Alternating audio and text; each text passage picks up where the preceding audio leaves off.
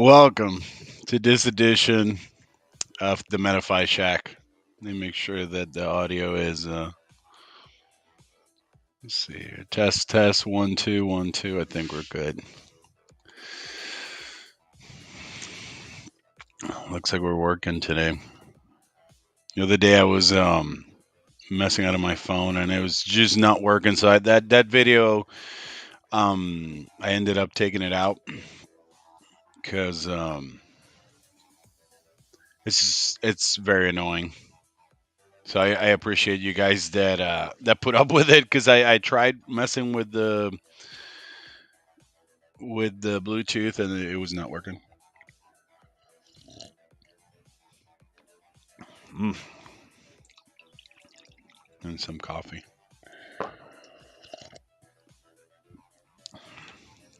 How's everyone doing today?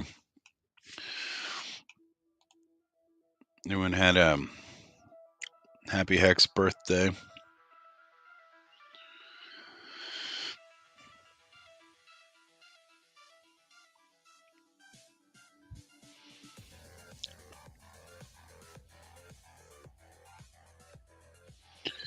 I shaved today, so I kind of wanted to took the beard down too. So today, guys, I kind of wanted to talk about proof of keys. So January 3rd event. Figure it'll give us a good month to implement this and make it work. Um, for those who don't know what proof of keys is, let me look up the original articles. This was an event by one of the Bitcoin OGs, Trace Mayer.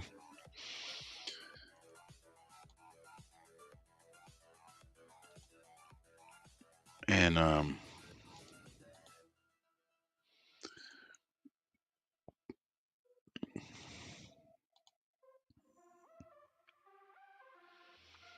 let's talk about it.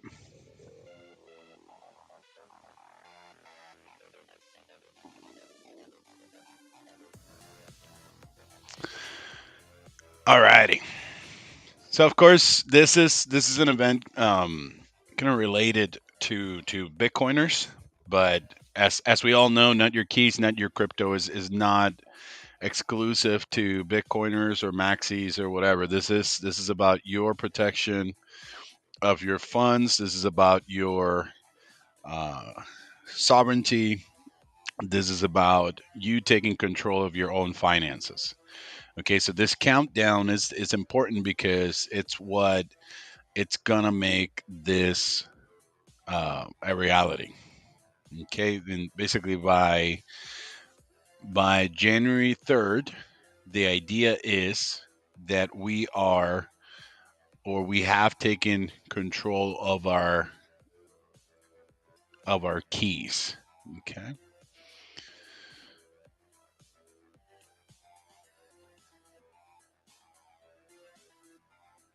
Here, 1 second. Let me stop because I want you guys to see this,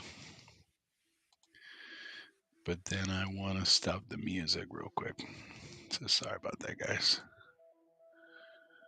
Let me pause the music. So those of you guys that don't know, Trey's is one of the, like I said, Bitcoin OGs. He would have probably started pushing Bitcoin 2010, maybe '09, like right away when it started. At one point, he was associated with, obviously, with like Satoshi and all that because he was one of the first to be involved in all this ecosystem. But then, of course, you could tell that he was more. If we go by who was, you could probably compare him more to Roger Ver, because they were the ones that they were looking at Bitcoin as a business right away. Like, they weren't trying to just beat the banks or this or that. They were actually using it for transactional activities. They were using it for their day-to-day business. In his case, he was one of the first ones to start doing self custody and wallets and all that with his software of the vault. So I'm going to start a new cultural tradition So for the let Bitcoin me community. let's start that real quick. Hey, Trace Mayer from the Bitcoin Knowledge Podcast. So I'm going to start a new cultural tradition for the Bitcoin community. It's called the Proof of Keys Celebration. The Genesis block, it came out on January 3rd. Satoshi, there's the Bitcoin white paper. And as Andreas has said, not your keys, not your Bitcoin. So on this Proof of Keys celebration, what we're going to do is we're going to withdraw all of our Bitcoin from any third-party services just to prove that they're there, right? It's either on the blockchain or it didn't happen. Why would we want to do this? Well, we got lots of new people that have come into the community, and I think it's important for us to declare and redeclare our monetary sovereignty on a regular basis. Anybody who doesn't want you to hold your own private keys or do your own network consensus, they're your monetary enemy. They don't want you to be free and independent with your money. So, that's just the way it is. So this is an initiation for new hodlers of last resort. And they get to join with fellow hodlers of last resort and celebrate this Genesis block. I think it'd be a pretty cool thing to do. A lot of fun. You can choose to become a first-class Bitcoin citizen by holding your own private keys and doing your own network consensus. Second-class Bitcoin citizens, they only have their private keys. Third-class Bitcoin citizens, they don't have either their private keys or their network consensus. And if you're a third-class Bitcoin citizen, if there's anything that history in this space has taught us, it's that you're going to get wrecked one of these days. Yeah, just the way it is. So don't do that. The first rule of panic is to do it first. By participating in this Proof of Key celebration, it gives us a date. We get to generate a lot of discussion, and we can help people with best practices and stuff. And it helps you develop the human capital that then gives you the optionality to be at the front of the line if there is a panic. Hey, why not? Better than being at the back of the line or the middle of the line. Plus, gaining the technical literacy will help put you on the path to safely and securely claim your forks and airdrops. And that can mean a lot of money. You know, a lot of people are just lazy with their security. Maybe because it doesn't really matter until it's the only thing that matters. I have a friend, went to law school with her, helped her and her husband buy their first $100 worth of Bitcoin, told them, hey, you should use Armory if you buy more of this stuff. Because $100, you don't have to put a lot of thought into securing that. It was a big deal, right? Well, a couple years later, I got pinged on Skype. They lost 5,000 of their Bitcoin.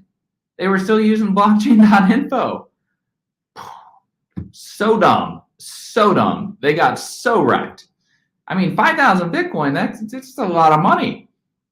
So when you have $100 of Bitcoin, put $100 of thought into securing it. But when you have 5,000 Bitcoin, put a little bit more effort into securing it. And you never know, the price of Bitcoin can go up really fast. It's better to be prepared and to learn and develop this when it's not a lot at stake and you're not under a time constraint or pressure. I got tips: Bitcoin Core for network consensus, Armory for private keys, Glacier Protocol for operational procedures, Purism laptop for your hardware. Maybe you don't want to put all that effort into it. I totally understand. At least take some territory in this monetary sovereignty fight. Run Bitcoin Core, encrypt the wallet, write the passphrase down physically, store the wallet.dat file in multiple different places along with the written password. Just start doing something, develop some of these best practices. By not doing that, you're just not respecting the private keys. You play stupid games, you're going to win stupid prizes. There's a guy that threw 7,500 Bitcoins in his hard drive into the dump. Another ding dong with about 50 Bitcoin on his iMac decided he'd go trade his iMac in without having a backup. Duh.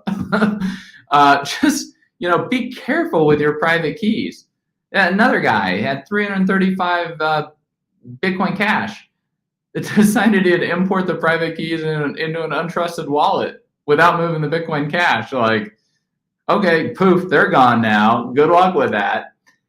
Also, something that's very understated and people don't really like appreciate enough is the importance of respecting the consensus rules. We saw this during the SegWit 2x New York Agreement like hubbub.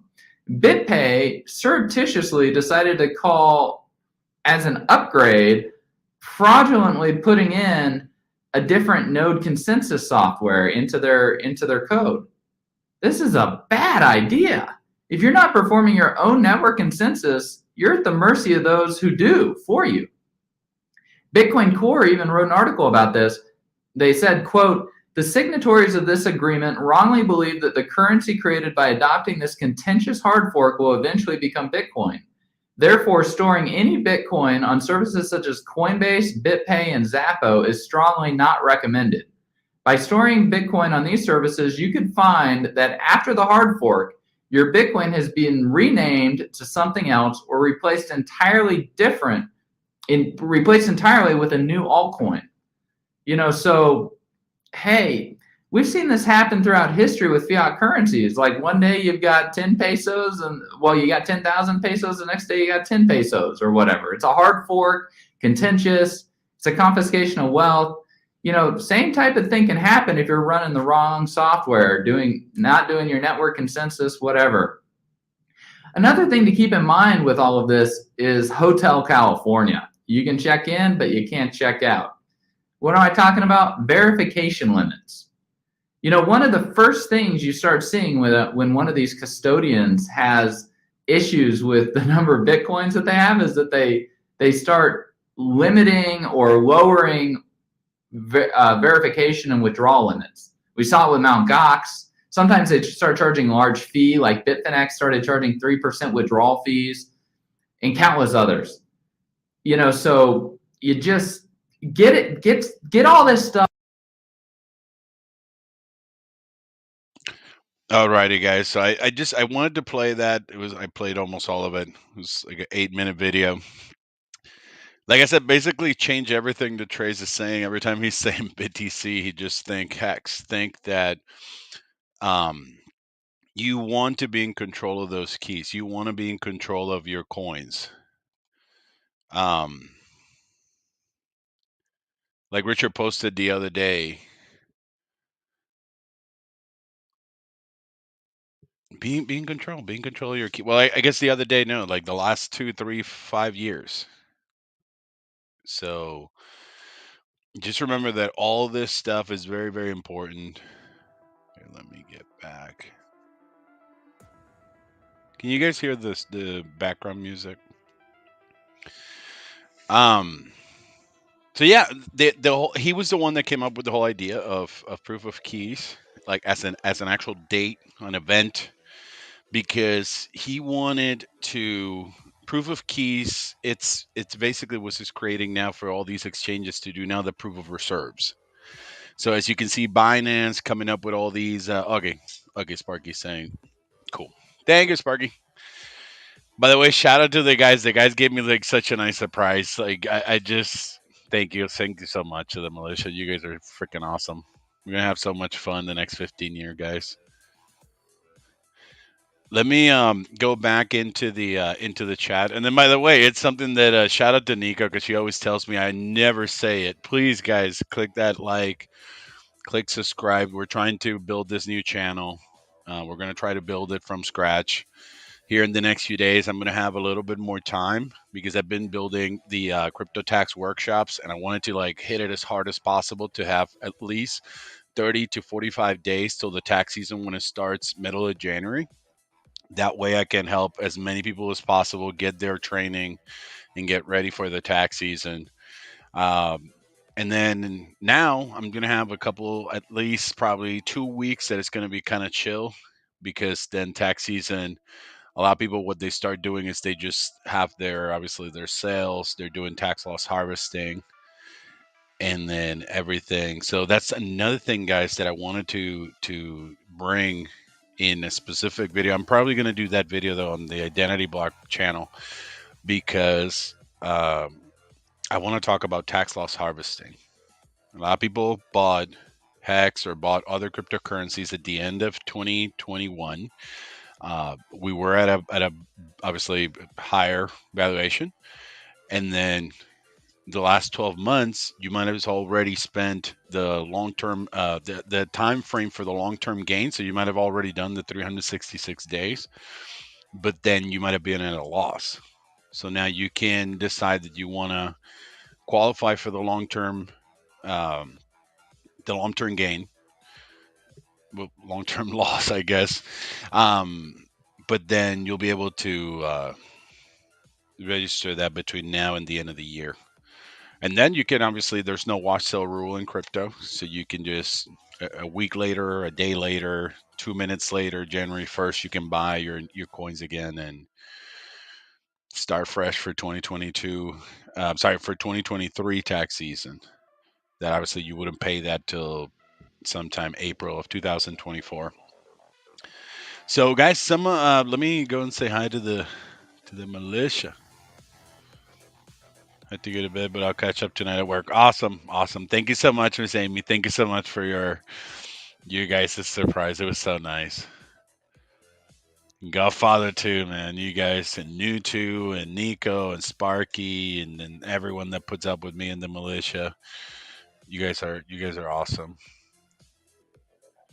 I'm obviously missing a ton of people. Lucky's always sending me shout outs and Peavy and I mean Tony. So thank you so much, guys. Squirrel's also over there. Oi oi, what's up, Squirrel? Sound and video, all good. Sweet. Okay. Yeah, I guess it was my mistake the other day because I started using the not this one, but a little cheaper one that I have with Bluetooth and all that stuff, and then it was yeah. Awesome. Alrighty.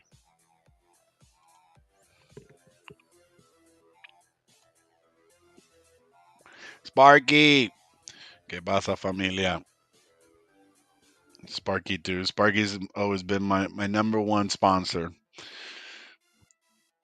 Sparky had been the only person that ever like donated to my channel, so thank you so much, Sparky. It's been a crazy ride. I'm glad that you guys are going with me. Heck's birthday, watching some of the Matty Allen 11 hours stream. Got you, got you, got you. That's what's up.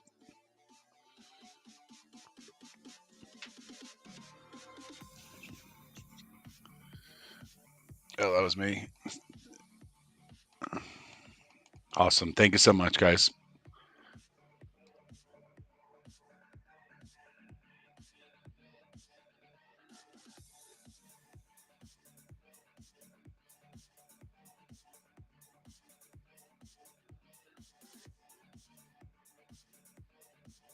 There you go. Some people are doing that. I think that's what Haxa was trying to do, and some of the other guys were trying to do. It's just it was getting a little bit toxic. So some people were doing that. Me personally, I'm not doing that because I've missed out some of the times in the bear by just kind of going away and then missing out on this or that or this tip or that tip. I know for a fact that after Hex launched, right around the time that Hexo got banned, probably like March or April of 2020, I took like a whole, I think it was maybe like 6 weeks, 8 weeks. And I feel that those 6 to 8 weeks would have gotten me to figure out t-shirts maybe in the summer instead of September of 2020. So not that I did bad. I mean, I still feel super, super lucky, but I feel that I could have done a lot better, especially 2020. 2020, I had a really nice gig, and I could have put all this extra cash into Hex. So I think I've learned my lesson. Now, what I do is just I kind of take my 2, 3 days off. So I get out of Telegram, I get out of Twitter, I don't read this much. I want to say the last few days I've been muting a lot of accounts because there's a lot of accounts with bots. So I just don't even interact with them. You could tell it's people that they're paying for their even their Twitter following. So I just don't. This was a joke. I kept saying the militia has a no bot policy. Hey, oye, primito, ¿qué pasa, Biflo? ¿Todo bien? Mia says this is like deja vu. Yeah, man. I mean, it feels very very similar to a lot of stuff that happened 2013, 2014. Mount Gox seems very very familiar.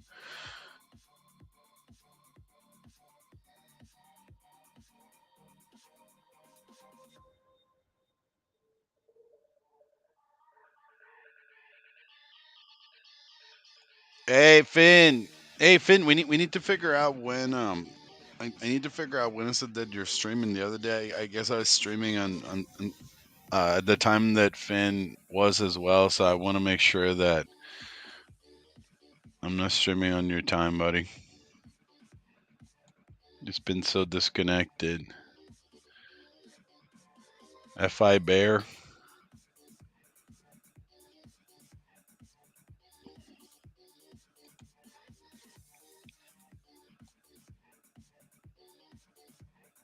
Oh, Finn Bear, of course. Oh my god,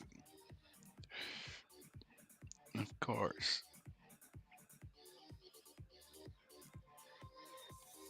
Uh, we don't talk Yankee talk here. This is a Mets chat. So if Beeflo, if you can bring me some Keith Hernandez quotes, we can we can gladly share these. No Yogi Berra, no Yankees. Just one day a week, no biggie, bro. Oh, you got it, Finn. You got it, buddy. I'm the same way. I'm trying to build this new channel, trying to just focus it on kind of metaverse, DeFi, and all the new stuff that's coming into Pulse Chain. That way, I can just leave the other channel for just for business. I'm gonna use the other one for taxes and the boring stuff, regulation.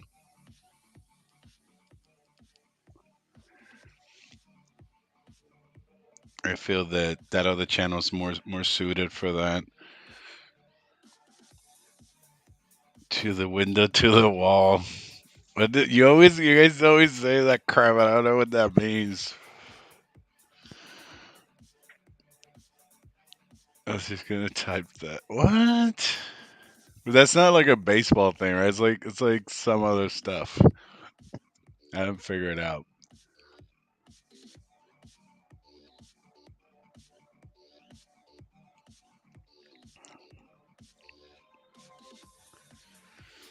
Ooh, dog is asking me a good question.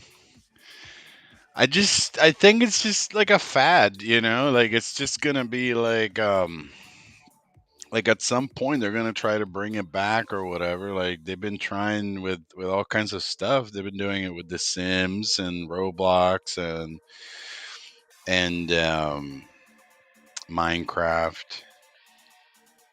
I mean, I still remember like my first game that had like a feeling of like the metaverse or whatnot. It was probably like Doom, like 95 or 96. And I was a kid. I remember getting scared for that game because they had the little aliens go like, to have you playing that game in the middle of the night. You're like, what is this? So so yeah, I think of course it's just like it's the way the human works, in the sense of like they're always looking for something. They're always looking for an out or an exit or a drug or a stimulant. So like it'll probably not be big in some places. Let's say that we're involved in this, that project, the other project, then it might not be that big for our side or maybe in the US, but then maybe some country like let's say Hong Kong, where everybody's like living on top of each other. Then all of a sudden, you can put your little VR, and then you have a 2-story mansion, 3-story mansion, whatever. Maybe that those places it might be a little more popular. Uh, Sadly, places that they want to control population and all that, maybe they'll make that type of. I don't know. I don't want to get all creepy and stuff, but of course they could put chips on you. They could do whatever they want, and then all of a sudden you're in all these places without even knowing it. and you may be in a little tiny room, and then you're. So I don't know. I just I hope that it's not used for bad. I hope it's just used for like a place to meet up and all this stuff. Because I know that all these meetings that I've had in the last like 3 years in Zoom and all that, they're boring. I know that I would enjoy having meetups in somewhere in like the metaverse. You know what I mean? You all of a sudden you say, hey, we're all going to meet over here, and then we hang out. We have a funny avatar or whatever, and then we're all in the meeting hanging out. But at least you have something that you can at least see and has a better feel than just assume conversation. But who knows? We'll see. All those excuse me, all those the Sims and all this and that and the other, they all had their time in the to shine. So maybe everyone that's been playing Roblox and all this stuff for the last like 5, 10 years, and all of a sudden they're like, oh yeah, the metaverse, that makes sense.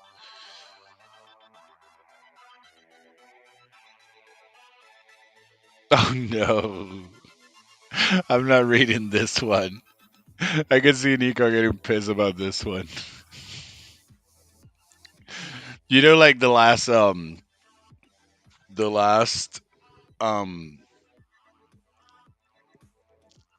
last quote of Keith Hernandez that he said, it was a kind of controversial. It was like he was backing up the Phillies in the playoffs.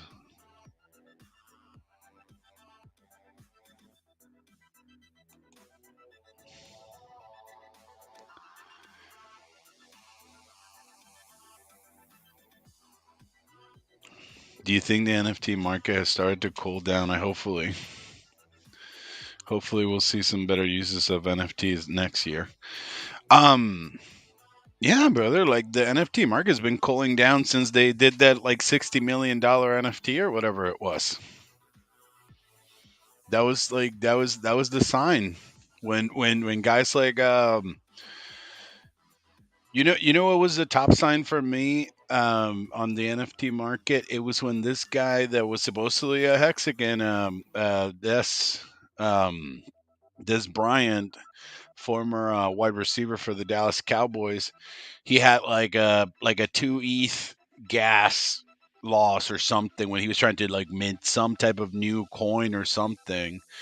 uh Sorry, not a coin, a NFT, that one of the new NFTs that was coming out. I haven't followed any of the NFTs to know which one was which or whatever, but there was like this one drop that was happening, and supposedly he wasted like 2 ETH to try to mint one, and then he got nothing. Like the ETH just was just taken, and then he got nothing in return. I remember thinking, yeah, this is it. Like,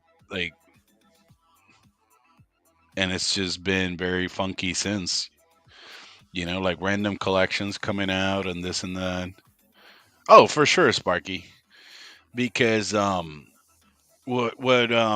mean, I think I haven't checked mines in the last few days, but I'm pretty sure that whatever amount you put in originally, it's already close to it, and it's not even like a year in. So that means that if you wanted or needed to burn it or sell it for an equal amount, after just a couple months, you're ready. You're ready in the green. So yeah, no, those would definitely do their deal, because basically what what they're doing is, even if there's not a market for them just yet for 2, 3 years or whatever, they're earning you more ACOSA. So if at some point in time you need to burn it to get the ACOSA out, then they still work. You know what I mean? So they're doing their job. Either there's a market, either there's a bear market, bull market, whatever market. That's what I'm trying to tell people. Like, try not to burn them now, because now they have absolutely like no market value, in the sense that nobody outside of the ICOSA Hedron Hex community are looking for them. They don't need them. They have no type of FOMO for them right now. Um, and then they're not, nobody knows about it. We know about it.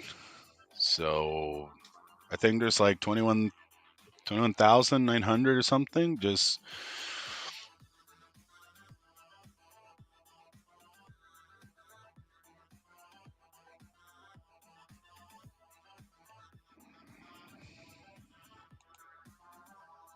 Yeah, what up? What up, fatty?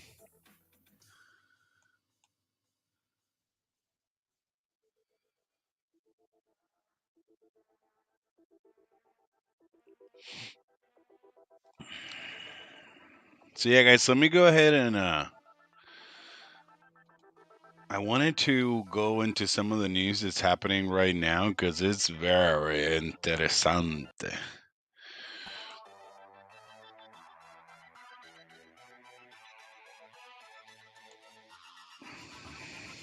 It mentions crypto exchange Gemini trying to recover 900 million from crypto lenders Genesis. Financial Times reports.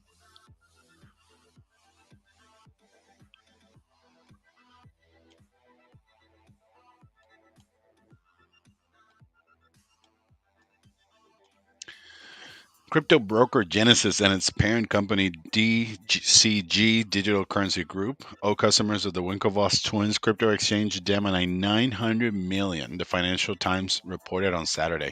Crypto exchange Gemini is trying to recover the funds after Genesis was wrong-footed by last month's failure of Sam Bankman-Fried. Uh, I keep calling him Fried. I think it's Fried. Anyway, douchebag. FTX Crypto Group. The newspaper said, citing people familiar with the matter.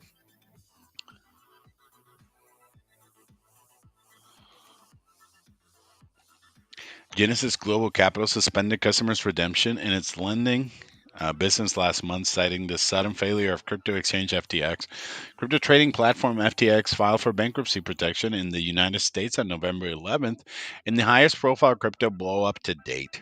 After traders pulled billions from the platform in 3 days and rival exchange Binance abandoned a rescue deal. Yeah.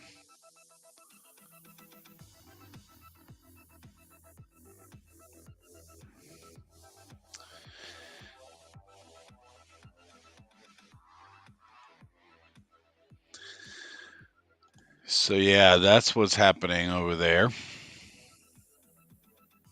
I mean, we've been talking about it. It's very very sad, but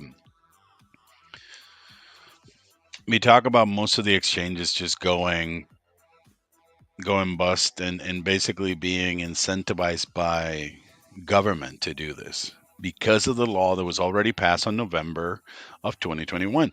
So we have to remember, guys, that all these regulators and all these people that we're going to talk about here in a second, that they're trying to incentivize more regulation. Either they're playing very very stupid, which I don't like and appreciate, or they're they're just they don't get that the rules that they're already passed in November of 2021, they can't affect this because they don't take effect till January of 2024. So basically their rules that would have stopped this guy like SBF from committing all this fraud are already implemented. It's just they're not been activated, they're not been um, but they've been passed. They're law already. So if you guys want to make sure where it is, just go and look up infrastructure bill November of 2021, and then look up all the crypto amendments. Excuse me.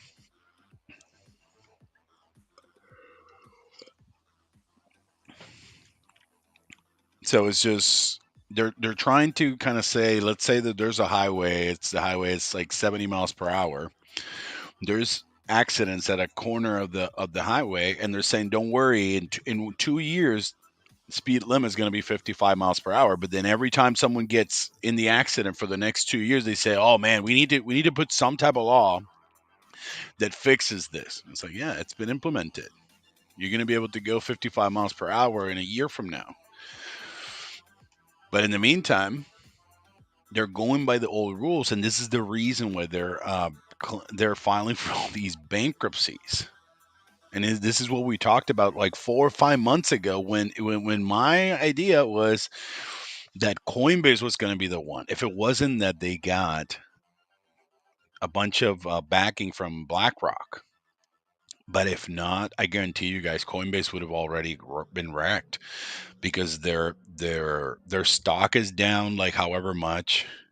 I think it's like 90% down, and they don't have the funds that all these other exchanges have too, because they Coinbase didn't have their own shit coin, like their own duct tape coin,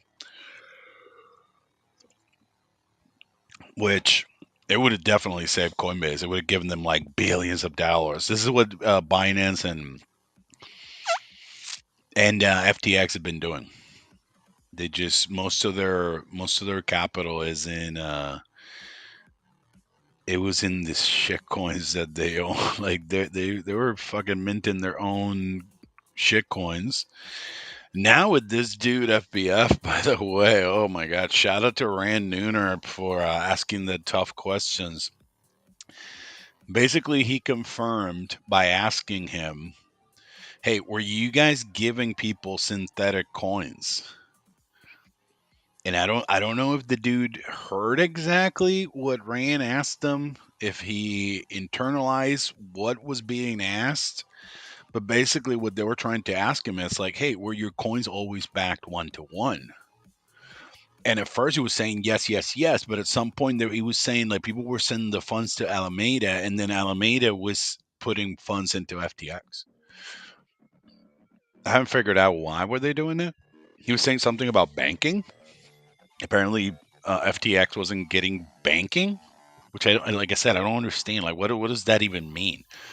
Like, they weren't filing for commercial accounts in the U.S., or were they trying to get commercial accounts outside the U.S.? Anyways, basically, you could tell that. Just to go back to that real quick, he's trying to make it seem as Alameda taking money from FTX wasn't a bad deal. He's trying to make sound like Alameda was a client. So every so often they keep asking him, did Alameda take money from FTX? And he kept saying, oh yeah, all the clients had that ability. You know what I mean? Like everyone could just collateralize funds and then go into, just take assets away from FTX. And that's what he's trying to say. But then for some reason it's like, bro, we all thought that you owned Alameda, and now he's trying to say like, "Oh yeah, I didn't own it. That was Caroline running it over there. I have no idea." So it's kind of shitty that they would do that. But what I wanted to cover is like what the Washington Post is saying. Here, let's talk about it real quick.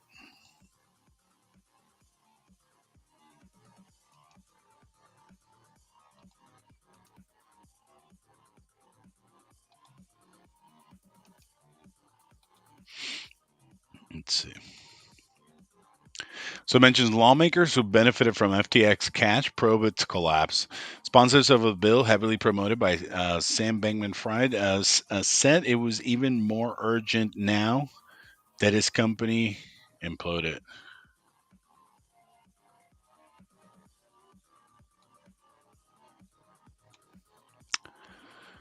Sponsors of a cryptocurrency regulation bill that disgraced former FTX CEO SBF had aggressively pushed, argued Thursday that the measure is even more urgent.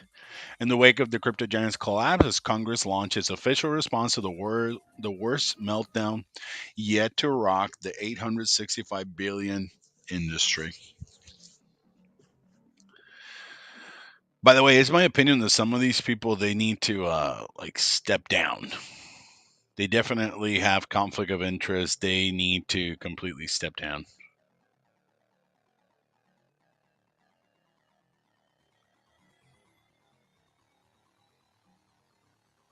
If they don't want to step down from their positions, they definitely need to at least step down from these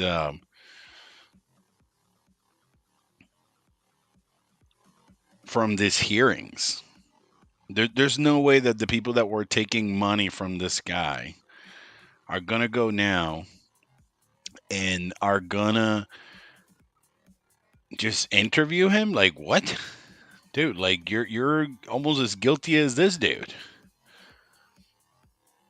Anyways, politician Dummy 1 and Dummy 2 from both different parties says that leaders of the Senate Agriculture Committee said that their proposals to empower the Commodity Futures Trading Commission to regulate some crypto trading would have headed off FTX implosion. And by the way, this bill has already been passed, guys. So what they're saying here is BS because the law has already been passed.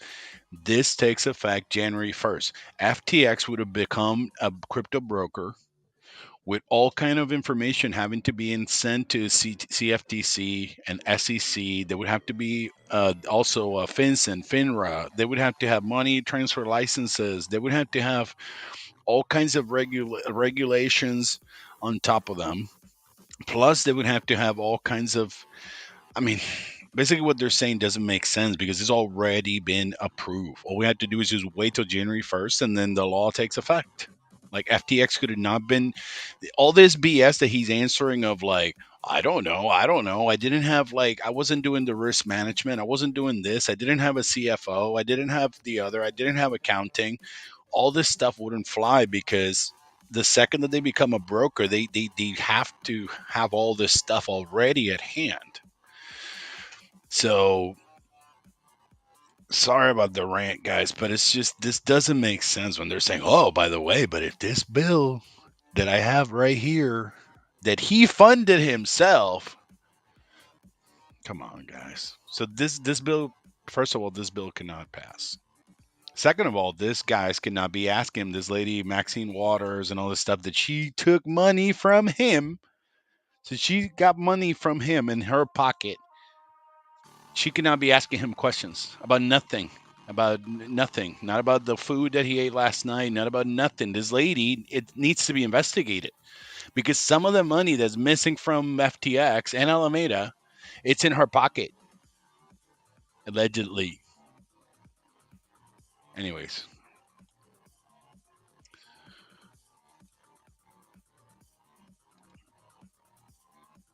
if our bill had been law, FTX conduct would have been illegal and could have been prevented. Stave now said at a hearing she convened to look into the company's failure and how Congress should respond. CFTC Chairman Rostin Behem, a former Stave now staffer. Let me reread this real quick.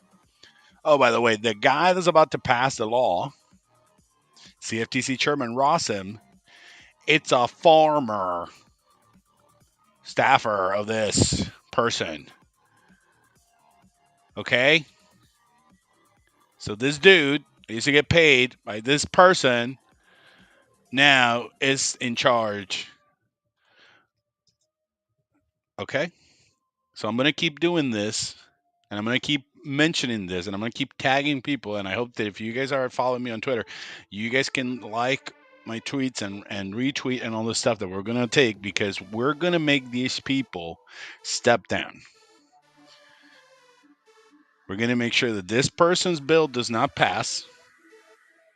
Because right now we don't understand if some of the money that this dude, meaning SBF, put in these people's pocket, it's coercing them into passing this bill. So first of all, this bill needs to be squashed. It needs to go. I mean, at this point, I would, as sad as this sounds, I would trust more BitBoy's bill at this point than this people's bill because at least BitBoy's bill is not connected to these people that took money from the guy. You know what I mean? Like right now, we don't even. He keeps saying we don't know. We don't know where the billions are. We don't know where the money is. We don't know anything. Well, all the people that took money from this guy, they need to step out of this investigation and this hearing because we don't know if some of the billions from FTX and Alameda are on their pockets. So it's insanity. Okay, it's insanity to me that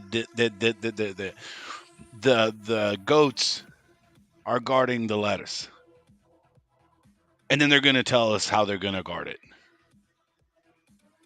Okay, so that's the problem. We need these people to step out, and the thing is, we need to make sure that they know we know, so that they feel embarrassed and they have to step down because this is a clear conflict of interest. There's no way that this lady's going to say with a clear conscience that all the bill that this dude was funding would have helped keep him out of the. It would have made this illegal or whatever. No, it would have not made it illegal because what they're not saying is if the thing would have passed the way he wanted it, he would have been able to make a lot of the fraud that he was doing very legal. That's another thing that they're not saying because he would have been able to clear a lot of the BS that he was doing every time that he was like, I don't know. Yeah. By the way, the 2 interviews that we had, this dude is reading something, so go and check it. How his eyes are for like the longest time. They're like looking at the floor, looking at the floor, looking at the floor. Then all of a sudden he's like very focused at something, trying to read. And the sad part is that the part that he's saying that, he's trying to insinuate how good they are. So he had to read how good they are. He doesn't have that in his own conscience. Oh, yeah, by the way, we're trying not to scam people. We were trying to do good things. We're trying to do charitable events. Let me see if I have that video because it's creepy to me to think that this dude had to read the part where they're trying to tell him, hey, tell everyone that you're a good person. Tell everyone. Oh, shit, you had to read it from a script. Lives. These are the kind of like, if like 3 different quarterbacks throw a touchdown in the same game for the same team, we'll donate 2 used cars to charity type campaigns where it's not going to happen. It's never happened. There's no expectation of a car getting donated. It's just a PR campaign, sort of masquerading as do-gooderism. Look now. And things like greenwashing are things which I think end up in right there. He starts looking area. at some type of script. Yeah, we all did, and I FTX did as well. And there are things I felt like we needed to do for the business. There are things that I felt like were crucial for us being able. I mean, I wish the world didn't work this way. I wish that these weren't relevant to your ability to get regulated, to your ability to get bank accounts, but they were. And we had promotional campaigns, we had marketing slogans, and we thought about what we could do to, right there. Look at his eyes reading. Legitimately trying to do good, but we also thought about what we could do to make sure that our image reflected that. And I don't think he could read that. Yeah, I don't think he was able to read that without like laughing. So if you look at those last few seconds, you can tell he's like scrambling. What do I say? What do I say? What do I say? And then all of a sudden someone's like putting it like right there. Read this. Can you imagine? Like in your little cobweb of brain, you cannot come up with 2 good things that you're planning to do with those billions of dollars. Oh yeah. I hope other people are seeing this shit because like the other thing that they're not understanding is like why is he not in jail right now? Well, guys, he gave millions of dollars to both parties. Like right now, it's only in the news that he gave money to the Democrats, but apparently he gave as much money to the Republicans. And then he knew some of the regulators because he had worked with or had been going to school with, or Caroline's family apparently worked with Gensler, allegedly. So that's the thing. Like right now, it's what I was telling a bunch of the people in the chats. It was like he's playing the game. He's playing the game. He's playing the Mark Herpelis fucking play. Check this play. 申し訳を伺います。なんだっけ。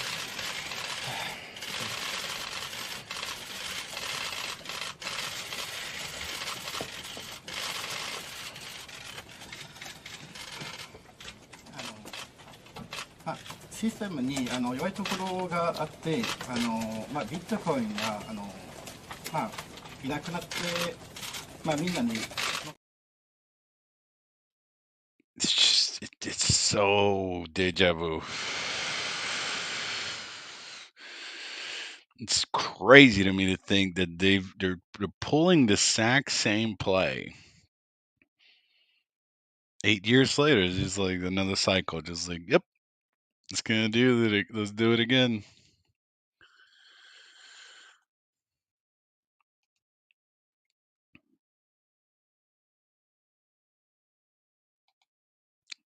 Okay, so and this is another one that I wanted to cover. That it's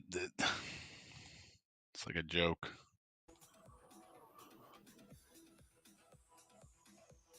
So it says Senator Sherrod Brown calls on Treasury Secretary Janet Yellen to help rein in cryptocurrency firms after FTX collapsed. And this was a couple days ago. And it's just like I said, it's like such a joke. It's like it's already passed.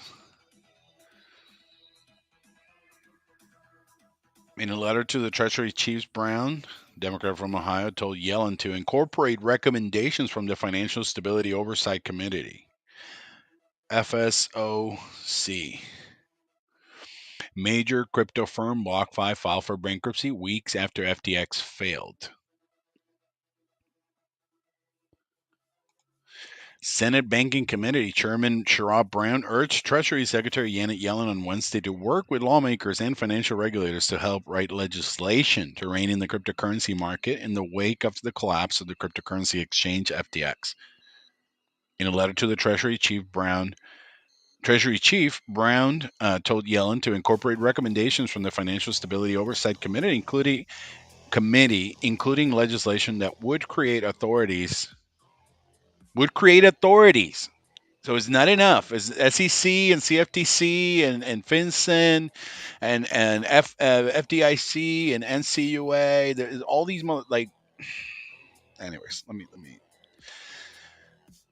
let's go back to this. To have visibility into otherwise supervise the activities of the affiliates and subsidiaries of crypto assets entities with financial regulators, such as the SEC and the Federal Reserve Board. So you see, basically, they're trying to just look like they're doing something. So they're just like, hey, I need to do anything. Here you go. So that like my people think that I'm like this like respectable politician, that I'm doing something for their money that's already gone. By the way, as we see here, nothing. It says here, let's investigate to try to get their funds back. No, it's saying we need to put more. So it's a joke. All they needed to do is just implement what's already there. Like, hey, can you steal $1 billion? No. Okay, then that's it.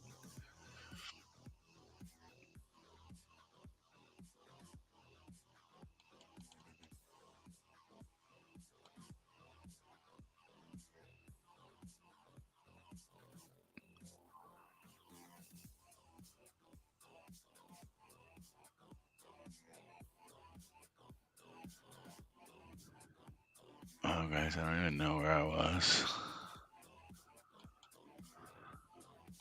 Thanks, Alex. Shout out to Alex. What's taken away nicely because the yield's amazing. And he's making a coin. It's a contract. Gotcha.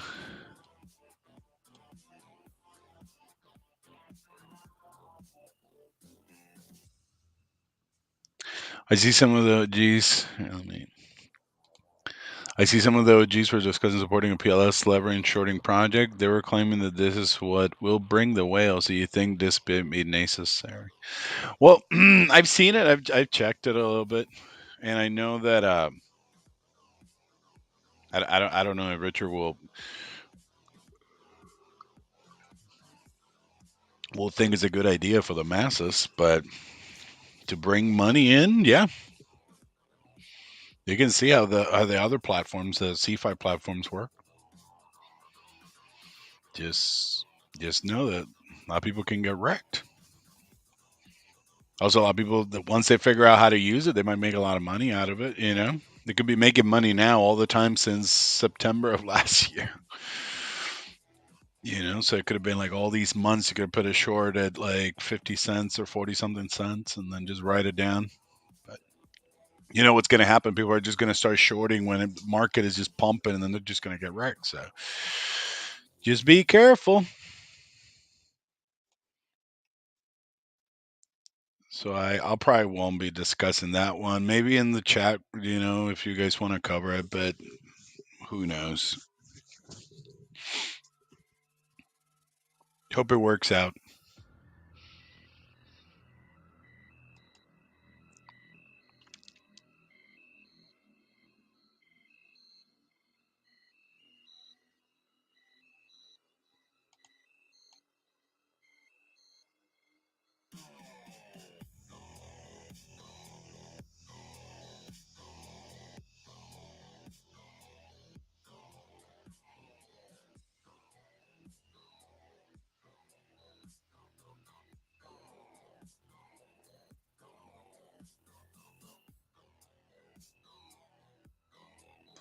So as you guys can see here, like the same thing with the guy from the CFTC is like urges US CFTC head urges Congress to act fast on crypto regulation.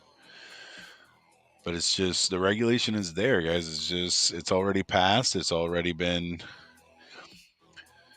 on Thursday urged lawmakers to act quickly to install a regulatory framework for digital assets following the spectacular collapse of cryptocurrency exchange FTX. In the first of several congressional hearings to examine FTX failure, members of the Senate Agriculture Committee pressed Chairman of the Commodity Futures Trading Commission over whether the turmoil could have been avoided with better oversight.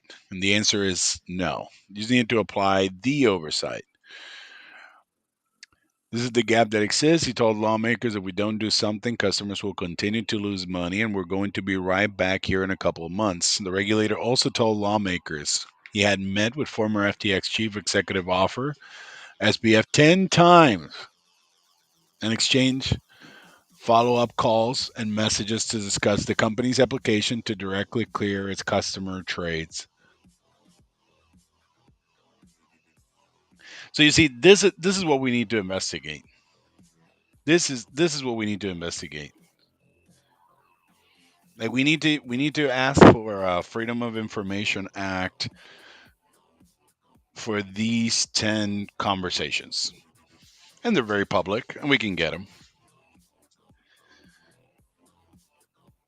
because this is the type of information that should be out and should be discussed. What type of conversations was this dude from the CFTC talking with FBF 10 times in however long? Okay. So just an FYI, that might be my next assignment. Just getting this information for you guys.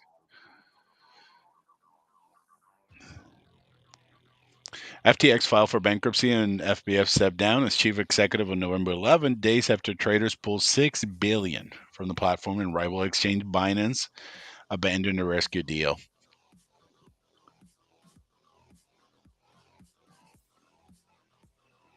LedgerX, a CFTC regulated FTX subsidiary that was omitted from the bankruptcy proceeding, has since pulled the plug on its clearinghouse application. So they had an ACH application. They wanted to be clearing their own transactions.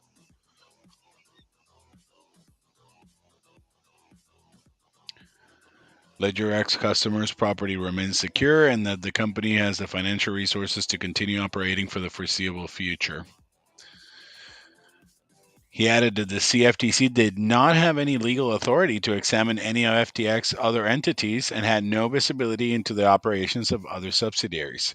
BM has previously asked for more authority from lawmakers to regulate digital assets at the agency and continued to urge congressional action during Thursday's hearing.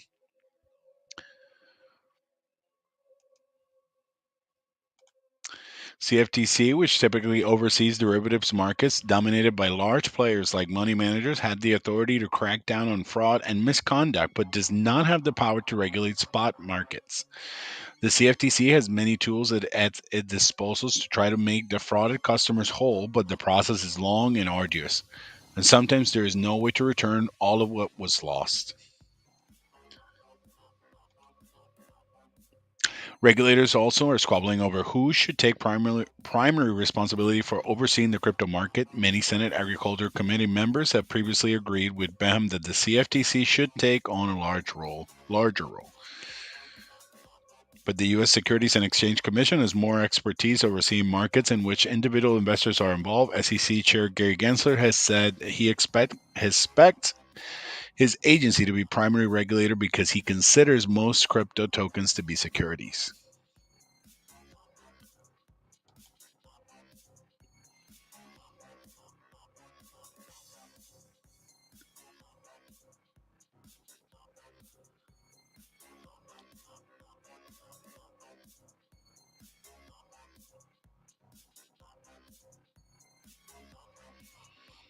I like this, at least out of the stuff that he's saying. I like this part. Bem says suggested that lawmakers take a pause and re-examine the bill in light of the FTX bankruptcy and possibly consider bolstering provisions around disclosures of financial information and conflict of interest.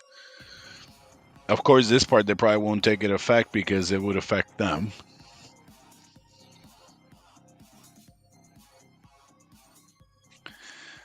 Ay, ay, ay. Anyways, it's insanity to me. It's just the same people that took the money are going to be the same ones to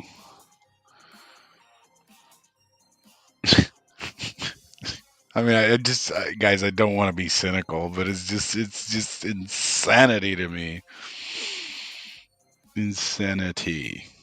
Here, let's play our buddy CZ. Here, let me stop the music real quick.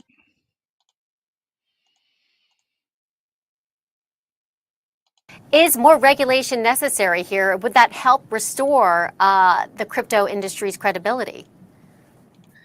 I think regulations do help. So Binance, we had a hack in 2019. That was 3-4 years ago, and we recovered pretty well from that, actually. So by the way, he we asked made all if the we could consumers whole. We reverse the chain none of of our users Bitcoin. lost any money.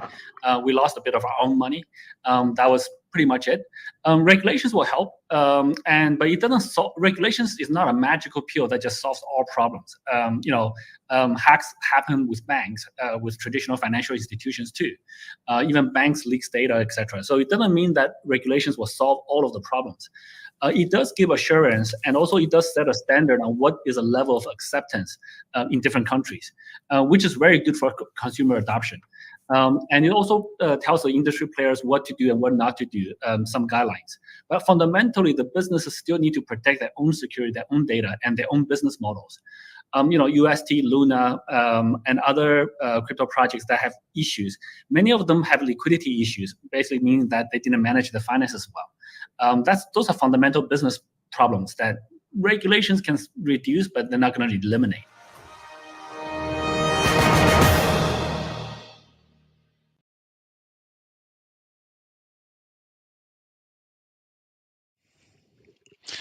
Sorry about that, guys. So at least that part I kind of agree with CZ because it's true. It's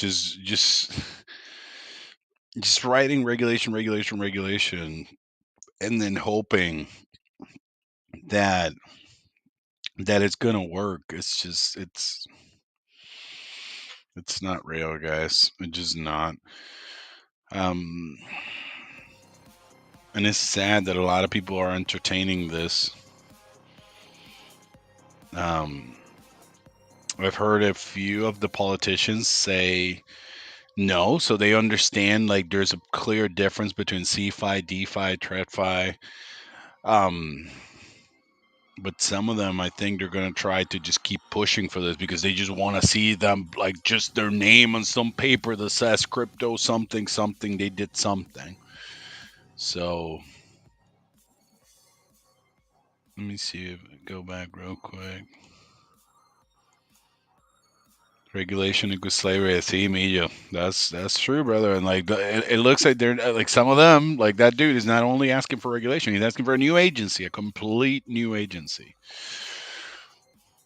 The Space Force of Crypto. Space Force. Did Coinbase also do some kind of SEC filing? Um, they've been trying, Sparky. They've been trying to do all kinds of things. I know they've been trying to do crypto lending, and that was rejected. I don't know if it was by SEC or by some other agency, but it was rejected.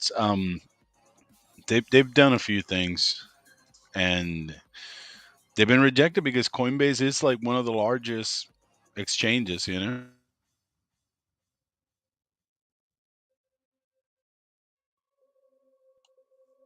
Let's see here. So what's happening with Genesis? I thought they were extremely close to going under and needed 1 billion a few weeks back to stay alive. Well, it looks. I don't know. They might be connected as well, so they might get one of these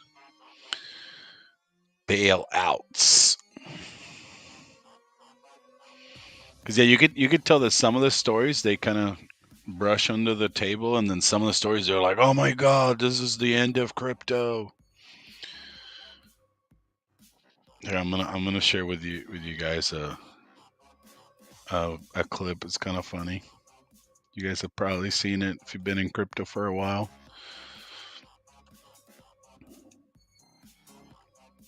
Here, this is another lady that thinks the same way as that other politician dude. So let's just. I'm gonna keep sharing this with you guys just to see, just so that you guys see where this is being taken.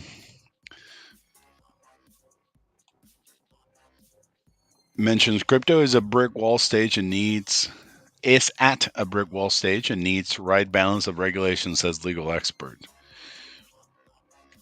Here, let me. By the way, guys, I don't remember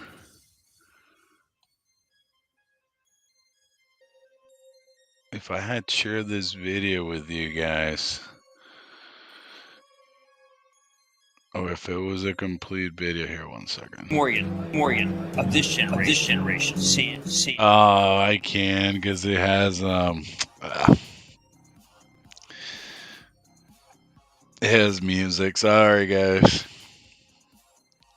1 second. Let me share the other video because it's kind of funny.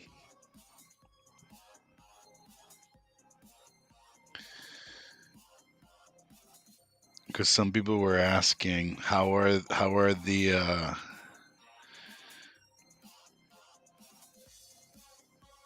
how are we going to get to 11K and pray?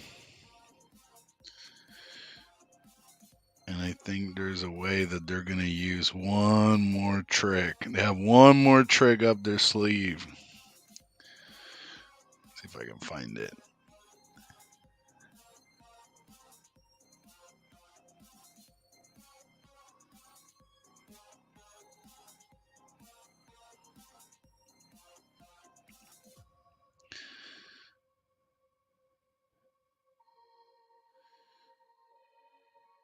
Yeah, I think I found it, guys.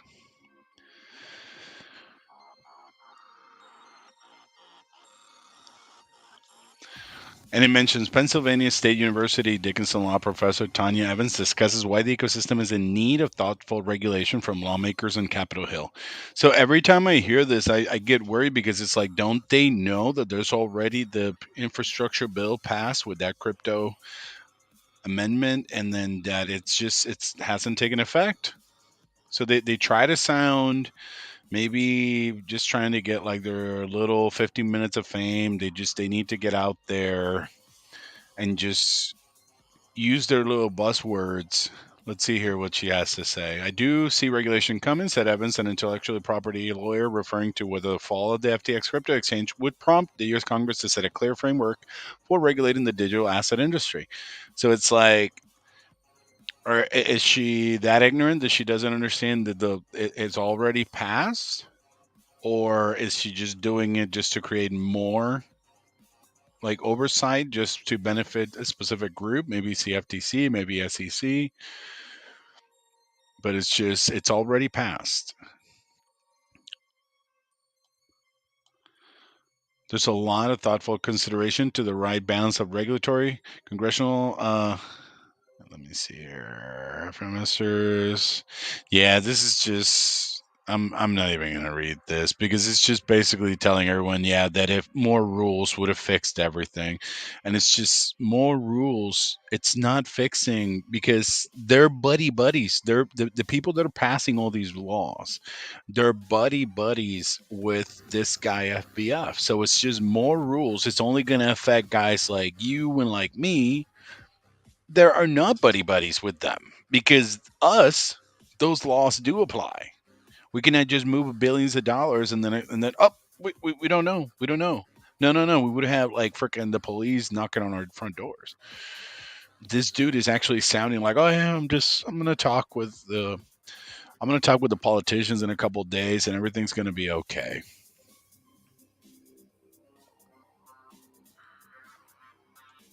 So it's BS to me. And then guys, this is, I guess I didn't kind of want it to close with FUD, so I won't close with this. I'll go back to the chat and we'll talk. But I think this is something that needs to be discussed because some people ask me why I'm so tough on people like BitBoy, and this is the reason why. Celsius clients with collateral stuck on failed crypto platform turn to bankruptcy process for relief. Okay, so this is the news that you're not going to see in crypto. In the crypto YouTubers channels because this is not what it affects. This is not the little pump or whatever that they have to talk, but this is the harsh reality. So I mentioned after crypto lending platform Celsius paused withdrawals in June and then went bankrupt, borrowers have been unable to get their collateral off the platform. Every aspect of what they did was wrong, said Alan Nitkowski, who borrowed $375,000 from Celsius by posting $1.5 million worth of Bitcoin as collateral.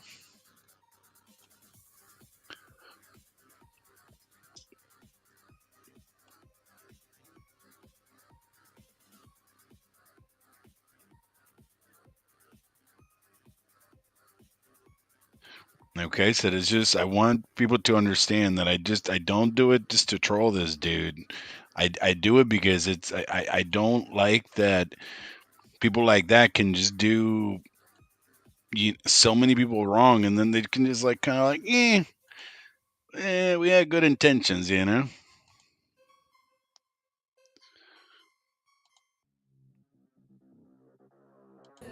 I will tell you, man.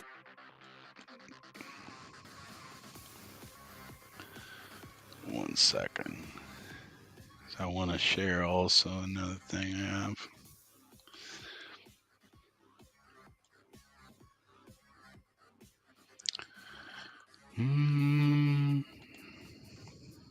Okay.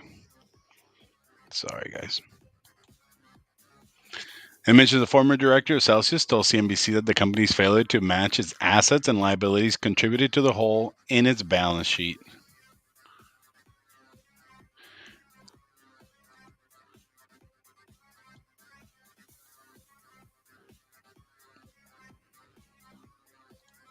The cryptocurrency platform Celsius went One from second, guys, because I want to pause freezing customer withdrawals in June after crypto prices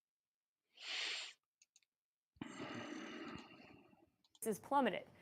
The cryptocurrency platform Celsius went from managing $12 billion in assets to freezing customer withdrawals in June after crypto prices plummeted. Among the money locked up, $812 million in customers' collateral. In traditional finance, if you take out a loan to pay your mortgage, your collateral would be the house. In the crypto world, you can take out a loan in dollars and then pledge your Bitcoin as collateral. In either case, if the borrower can't pay back that loan, the lender keeps the collateral and sells it to recoup some of those losses. If the borrower pays back the loan in full, that collateral should be returned. But Celsius wasn't playing by those rules. I looked for every possible way things could go wrong, how you were going to lose, what kind of scam it could be. Alan Nitkowski did his homework. The CEO of a publicly traded company with an MBA, he's financed 10 private businesses over 2 decades. And he says he was duped by Celsius. We're on camera, so you have to say it in a polite way. So it makes you very, very angry. Bankruptcy filings show Nitkowski and thousands of other Celsius loan holders have more than $812 million in collateral locked up in the platform. Every aspect of what they did was wrong. After the crypto markets crashed this year, Cryptocurrencies of all kinds are still cascading with no real bottom in sight. borrowers like Natowski rushed to repay loans to avoid liquidation. But instead of returning the money they put down, Celsius deposited it into what's called an earn account. According to its terms and conditions, Celsius has all right and title to anything in those accounts, meaning they automatically become the company's property. So imagine you pay off your car, but someone keeps it. You pay off your house, but somebody keeps it. In this case, it would be like you pay off the loan, and instead you don't get your collateral back, even though it's paid off. So, who would need a loan in crypto? This type of lending tends to be attractive to those who believe in the long term value of these cryptocurrencies and don't want to sell their coins, but they may want to access cash in the present. So, they leverage that Bitcoin for a loan. Natowski said he had no intention of selling his Bitcoin, so he took out $375,000 worth of loans and posted almost 31 Bitcoin in collateral, which was worth almost $1.5 million prior to the crypto crash. He says that even if he paid Celsius all $375,000 back, Celsius would keep his $1.5 million. If my CFO or I actually did anything that looked like this, we would immediately be charged. CNBC reached out to Celsius multiple times for comment. The company has not responded. When it comes to customer funds, a former director at Celsius, who asked to remain anonymous at the request of his current employer, told CNBC that Celsius has a history of financial mismanagement. There was a severe lack of operational control up and down the organization. One example, he alleges that Celsius didn't have enough money to cover customers if they wanted to withdraw their funds. Say a customer deposited Bitcoin with Celsius. The company needed to make sure it had that Bitcoin available if the customer wanted to withdraw it. The former employee said Celsius was often short what it owed customers because it would be lending that money out to risky companies. They simply weren't matching their liabilities with their assets. Celsius would have needed to go into the open market and buy the assets it owed. And if Bitcoin was worth $20,000 at the time it was deposited, but had risen to $60,000 at the time the customer wanted to withdraw it, Celsius would have to take a hit and pay that $40,000 difference. So as the price of cryptocurrencies went up, it compounded that issue? Exactly. It was a tremendous error in judgment and operational control that really put a dent in the balance sheet of the organization. And he says it damaged trust within the company. You eventually left Celsius. Why was that? For exactly that reason. I left Celsius once I discovered they weren't being prudent with customer funds. That continues to weigh very heavily on me and my colleagues that have left the organization. The future of borrowers' collateral will be decided in the bankruptcy court as Celsius continues to go through Chapter 11 restructuring. Bidding is scheduled to open for Celsius's lending portfolio this month, which could be a saving grace for borrowers if someone swoops in to buy the company. Kate Rooney, CNBC Business News, San Francisco.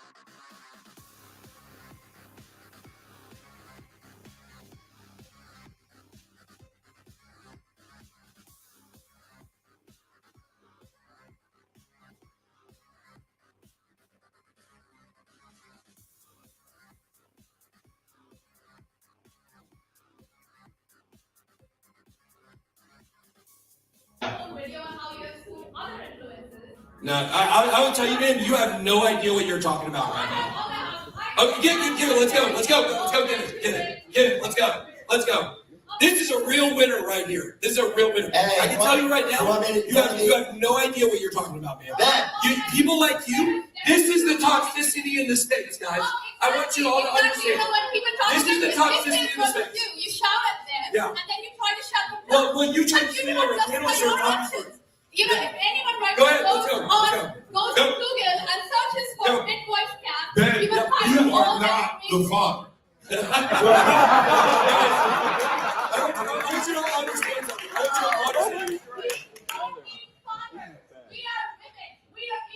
This is about women now? What this is about women?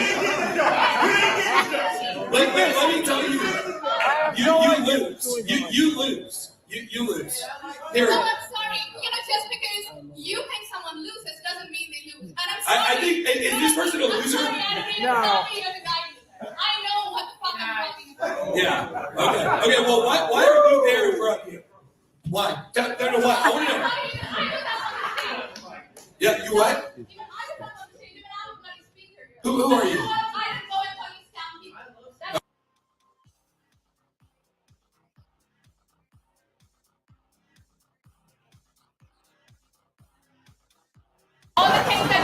No one needs. Check it. Where's the evidence? Let's hear it. Where's the evidence? Give the evidence. Don't give the evidence. This is your moment. Prove. Show me an EDC. Show me an EDC and say that's evidence. All right, let's go and see, right? So guys, we can just go and check all the evidence posted by Stack XP. A thread from a year ago. It doesn't matter whether it's a year ago, right? No, hold on. When you do Please this. go and check all the evidence. Okay, so you're a trauma molester. You're a trauma molester. You're a trauma molester. Okay, can you let me complete now? No, I don't have to back up with evidence. It's just something that I said. You know what? She's a murderer. She's a murderer. Look at you, you're shaking. You know when people shake? Those are psychological evidences. We know when you're wrong. You shake. Accusations. This is the most factual and check all the things that we have done. No one needs. Check it.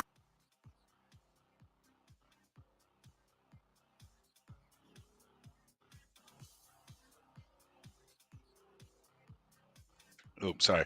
A lot of people have been hurt by his advice in the last like 3-4 years. So it's just weird that all of a sudden, like, a lot of people are like, yeah, man, you should go and talk with this guy. And it's like, you sure, guys, that you want to do that? So just be careful. Be careful what kind of advice you get. Let's see. Oh, we talked about it. Yeah, no, that's gonna take forever. I mean, look at Mt. Gox, and Mt. Gox was one entity ran by Carpellis.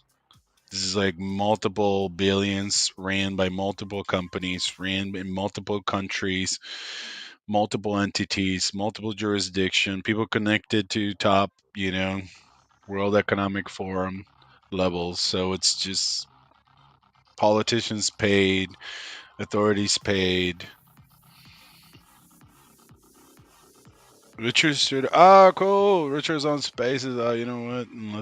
Let's wrap it up, guys. We're at like an hour and a half. I just kind of wanted to talk about all that good stuff because it seems like the politicians are kind of saying that stuff. It's better to pulse launch before after New Year. Would it grandfather? Yeah, no. I mean, like, I think we would have a lot more benefits if we go in now, because they could tell that even the politicians are saying, "Oh, if my thing would have been passed, then this other thing would have been stopped." So.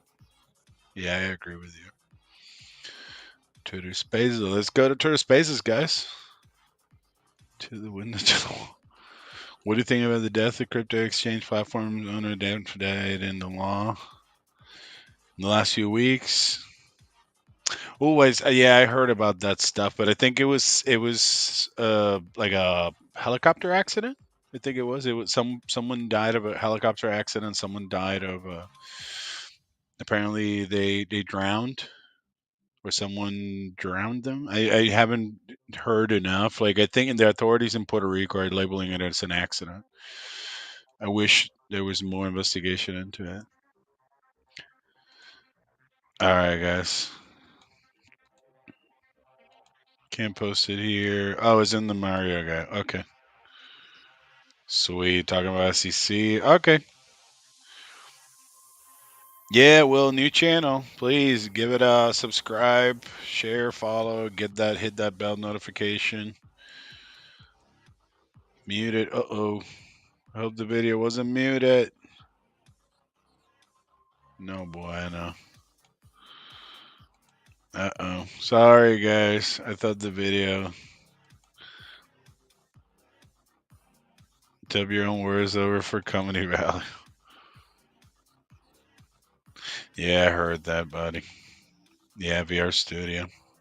It's sad, bro. It's like it depends, like so you have to remember, like depending on who you hang out with, they have a need. Maybe they need money. Something happens, and then they who knows? I don't want to speculate, but if we go back to what other industries have had in the past, even the dot com bubble. Nah, I think our age. He's a smart cookie. RH defeated Florida man. He can defeat anything, bro. Florida man has eaten people's faces. If you guys get bored sometime, just go to the internet, type Florida man, go to Reddit. Yo, Crypto Wonder, what's up, buddy? Smash the likes. Crypto Wonder, this is the new channel, buddy. If you want to give it a like, follow, hit the subscribe. I'm sorry, the bell notification. I was gonna end it with a funny one because I didn't want to bring people down. So of course, just remember that this is the next thing they're gonna do for 11K and pray. So like I always say, guys, catch us on the next one, and we'll see you around the block. I sell Bitcoin at top, but we need to move market down. Say China ban Bitcoin. Nah, sure, we used it 15 times already. But it still works. Okay, I try. Yeah, hello, internet. Yeah, see, this is a big cheaper bank of China. Yeah, we ban Bitcoin now. What? Oh, dear God, China's banning Bitcoin. Sell it all.